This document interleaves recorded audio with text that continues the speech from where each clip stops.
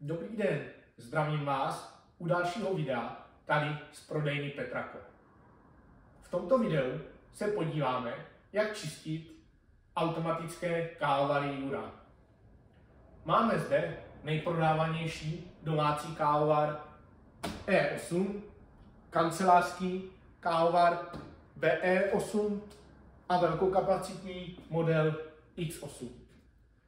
Všechny tyto modely nabízí i mléčné speciality, což jde samozřejmě ruku v ruce i s čištěním mléčných cest. Co se týče uživatelské údržby u automatických kávovarů, není zapotřebí používat žádný šroubová, těsněníčka nebo matičky. Vše je za pomocí plně automatických procesů čištění, které jsou předinstalovány v nastavení všech modelů. Konkrétně se tedy jedná o čištění mléčných cest, čištění kávových cest, výměnu filtrů anebo provádění procesu odvápnění. Začal bych u posledního zmíněného, kterým je výměna filtru anebo provádění procesu odvápnění. Všeobecně doporučujeme spíše používat filtr na změkčení vody.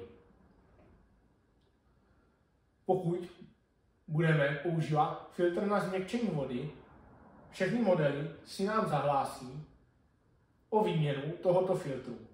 Výměna je velmi jednoduchá, kdy z nádobky na vodu pouze vyjmeme starý filtr a vložíme nový. Všechny kávovary Jura mají inteligentní vodní systém a sami si rozpoznají výměnu filtru a nasazení nového filtru. Dále je tedy zapotřebí provádět větší čištění kávových cest, čištění mléčných cest. Veškeré tyto údržbové procesy najdeme v nastavení kávovaru. Konkrétně u X8 pomocí písmenka P se dostaneme do celkového nastavení kávovaru a již na první stránce máme tyto údržbové procesy. U domácího kávovaru E8 si nalistujeme na poslední stránku. Zde si stiskneme symbol údržby a již na první stránce máme veškeré údržbové procesy. Buď to svítí už červeně, což znamená, že je zapotřebí je provést, anebo můžeme sledovat zhruba za jak dlouho tento proces bude potřeba provést.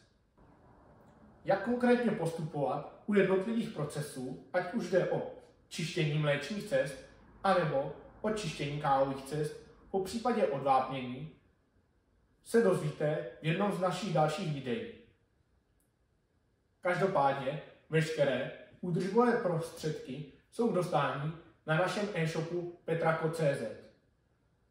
Máme na e-shopu jak balení pro domácnosti, tak balíčky Office pro velké zatížení.